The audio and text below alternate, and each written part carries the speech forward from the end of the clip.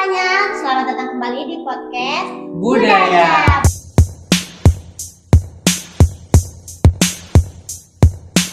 Bareng aku Jahda Dan aku Dava. Podcast buat kamu yang pengen ngebahas budaya tapi tetap kelihatan Gen Z. Hari ini kita mau ngebahas tentang tradisi yang sakral tapi masih kental sama budayanya. Bantu. Ada satu, kita ngebahas tentang kirab malam satu suro. Dan yang kedua, Keraton Kesultanan Surakarta.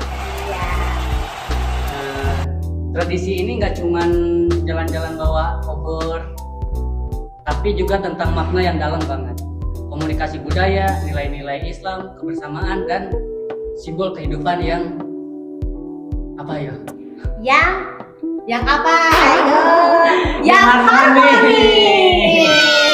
Nah, biar nggak sepi-sepi amat ya kita berdua, kita panggil teman-teman kita narasumber 3 Gen Z. 3 orang. Iya, 3 orang biar nggak sepi. Ya, kita panggil ada Rizka, Rendra, dan Aldi. Halo Hai, selamat datang di podcast kami. Udah mulai tag. Ya. Gas. Ini mau langsung mulai aja nih. Gas. Mau ngobrolin apa ini? Mau ngobrolin apa ini?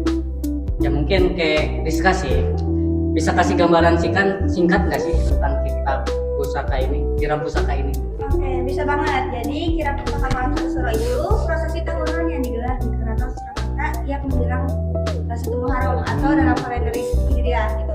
Tapi kalau dalam satu suro dalam kalender Jawa. Jadi itu tuh setiap tahun Setiap sekali. tahun ada. Harus ya. ada gitu. Harus ada karena udah ada tanggalnya gitu. Nah, yang dikirab itu pusaka-pusaka dari keraton kayak tombak, keris, dan senjata lainnya. Bahkan ada kerbau Kiai Slamet yang juga dibawa di barisan paling depan. Nah, itu kerbaunya mau diapain tuh kira-kira? Nah, Dibawa. dibawa ya karena Terus juga ya uniknya tuh prosesinya tuh dimulai dari jam 12 malam. Terus kita nanti keliling komplek keraton, terus diiringi gamelan sama tembang ladrang wilujem. Terus suasana tuh pasti sakral banget gitu. Serem banget. Iya. Kayak sahdu-sahdu Iya. dingin-dingin gitu ya. Iya. merinding pokoknya mah. Iya. Gitu. Iya. Terus apalagi yang kalian tahu gitu tentang malam ini? Oke, mungkin dan bukan cuma di keraton sih yang terlibat, ada masyarakat juga nonton, ikut doa, bahkan yang banyak juga yang tirakat. Artinya tradisi itu masih hidup dan punya makna bagi banyak orang. Berarti yang kalau utamanya yang ikut kayak tradisi itu teh yang asli keraton, yang turunan keraton kayaknya gitu. Enggak Iya juga bisa sih. juga, cuman kan karena ini menyangkut dengan Islam ya, jadi Iya. orang muslim yang non muslim mau ikut boleh, kalau nggak Oh, juga gitu. apa-apa. Begitu. Nah, untuk Aldi aku mau nanya nih. Siap. Kalau dari perspektif komunikasi budaya, Si Mari. apa makna dari prosesi ya lebih tepatnya aku tadi buat Sedikit teman-teman. info ya. Minum dulu sih, minum dulu. Iya, Jangan cabut. Iya, Jangan maaf. Itu aku sih itu. Iya, prosesi tentang kirab malam satu suro itu. Jadi tentang kirab ini tuh bisa dilihat sebagai bentuk komunikasi simbolik yang sangat dalam gitu. Jadi simbol-simbolnya tuh kayak senjata pusaka, pakaian adat, iringan gamelan. Jadi semua itu tuh nyampein pesan gitu, ada pesan tersendiri kayak gitu. Tuh. Seru. Makna yang tersampaikan juga bisa tentang kayak keteguhan, kehormatan, keselamatan, sampai nilai-nilai spiritual. Kayak kata Wiseso yang tahun 2013 bahwa benda-benda di dalam kirab itu punya nilai simbolis yang bisa dijadikan pelajaran hidup. Ada arti di balik benda-benda itu. Betul Teh. banget. Karena kan dilestarikannya turun-temurun ya, ini juga jadi media komunikasi antar generasi. Kayak nenek kita bilang kan, jangan lupa nonton kirab ya, kan itu secara gak langsung mewariskan tradisi kita. Kapan-kapan kita harus ikut juga nanti tahun Iya, depan. dan Iya, makanya kapan pernah nggak sih, selama ini guys? kalian nggak pernah ikut. Enggak. Nah, nanti cobain karena Cobain. seru banget. Iya. Iya, bawa obor di jalan-jalan. Iya. Terus Bawain. banget kayaknya kita harus cobain gak sih? Harus wajib itu wajib. Iya. Jadi kayak semacam bahasa budaya ya yang diterjemahkan lewat apa? Tindakan dan simbol kayak gitu. Bukan kata-kata ya. Oh, bukan lagi. Oke, aku juga mau nanya kepada Rendra. Kamu kan kan sempat baca-baca nih mengenai apa itu namanya aku jadi lupa Apa? lagi nih perbedaan Islam dan Jawa di kirab ini. Gimana sih, jelasin secara singkatnya aja. Oke, jadi malam satu Suro itu sebenarnya malam satu Muharram juga, alias tahun baru Islam. Tapi dalam konteks Jawa, malam satu Suro punya makna mistis atau spiritual gitu. Nah, katanya aku pernah ikut di malam satu Suro tuh di pesta obor di sini makanya begitu ya, kayak Iya, gitu kayak ya. gitu. Tapi kalau di sana lebih mewah lagi kayaknya. Ya bisa dibilang itu sih. Betul, itu juga jadi salah satu penyebab kayak kenapa banyak orang Jawa yang puasa suro, semedi, terus juga datang ke makam leluhur gitu. Di sisi lain mereka juga doa-doa, terus zikir, kayak unsur Islaminya tuh masih kental banget.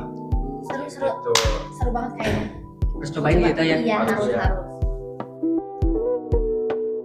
Terus tradisi ini tuh contoh sinkretisme budaya. Dua sistem keyakinan yang hidup berdampingan, gak saling menghapus tapi saling menguatkan.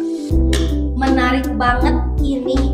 Jadi bukan tentang Islam atau Jawa, tapi lebih ke Islam dan Jawa ya. Tuh. Itu dia poinnya.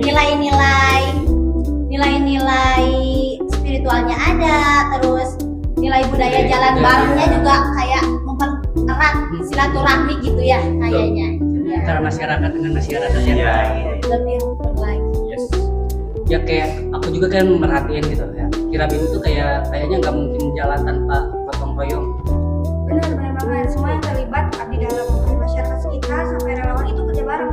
Mereka nyiapin pusaka, jalan bareng, ataupun ngatur jalurnya di mana itu mereka siap bersama. Dan penontonnya juga nggak sekedar nonton, banyak yang doa, ada yang ikut jalan diam-diam bareng iring-iringan. Oh jadi itu jalannya tuh sambil berdoa, nggak cuma jalan Iya. doang kayak Iya. gitu. Jadi ada yang berdoa, ada yang memang cuma ikut doang, jadi pengen rame nih kayaknya nih pengen ikut gitu. Genji banget kalau kita penasaran ya. Iya. Iya. Kalau bahasa sekarang tuh FOMO. Rame nih rame Ya, nih. itu jangan ngomong doang ya, harus tahu nih maknanya. Oh, gitu. Emang maknanya apa sih? Karena di sana tuh makna gotong royongnya tuh masih kuat banget. Nah, ini tuh jadi bukti nih kalau misalnya tradisi tuh nggak bisa hidup sendiri, harus dijaga rame-rame biar tetap gimana ya, tradisinya tuh tetap jalan terus gitu, nggak hilang karena peradaban gitu. Jangan pudar karena zaman ya. Betul. Iya. Keren mantap. Nah, kita kan sebagai Genji ya, Betul. yang dunianya tuh yang serba digital gitu. Yes. Gimana sih caranya menurut teman-teman agar kita bisa menjaga tradisi ini jangan sampai kayak hilang gitu?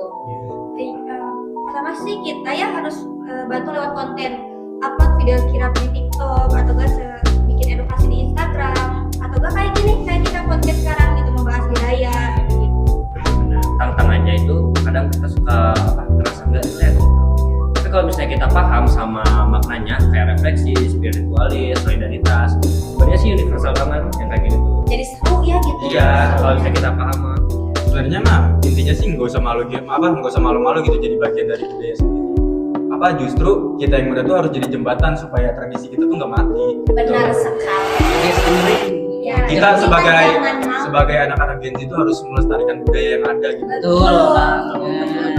Kan kita sebagai warga negara yang kaya akan budaya dan Nah. tradisi. Mantap banget. Kayaknya Janda udah lumayan paham ya mengenai hal tersebut. Kayaknya tapi aku kan penasaran banget gitu, jadi pengen mendalami gitu. Udah paham tapi belum nyobain secara langsung. Iya, Ya, nanti betul. kita kapan-kapan Tahun depan. ya harus Boleh. banget. Kemarin kan udah lewat kan. Iya. Main ikut juga kemarin. Udah nonton di ini aja sih orang FYP. Ya, kelihatan banget Gen-Z-nya. FOMO, berarti tiba-tiba Oh, pengen ya, ikutan. oh, ya, Ada Gen-Z-nya. Oke guys, mungkin ini pertanyaan terakhir sih. Apa sih pelajaran penting dari kirab pusaka satu suro yang kalian tahu? Kalau dari saya sih jadi sadar ya bahwa hidup selaras itu penting antara manusia, alam dan Tuhan. Nah, kalau dari aku sih ngerasa lebih dekat sama leluhur dan tradisinya, kayak aku bagian dari sesuatu yang lebih besar. Kayak ada ikatan ya antara ini sama leluhur gitu ya. Betul. Iya. Nah kalau aku sendiri, aku jadi belajar bahwa ngejaga budaya tuh bukan tugas orang tua aja gitu loh. Kita yang muda juga harus ngerawat, terus juga harus nerusin budaya yang udah ada. Karena kan emang dari dulu kan sistemnya kayak gitu. Iya. Kenapa budaya bisa turun menurun? Karena ya dari tua terus itu generasi yang muda. Harus banget diterusin gitu ya. Benar. Soalnya menarik banget ini. Iya betul.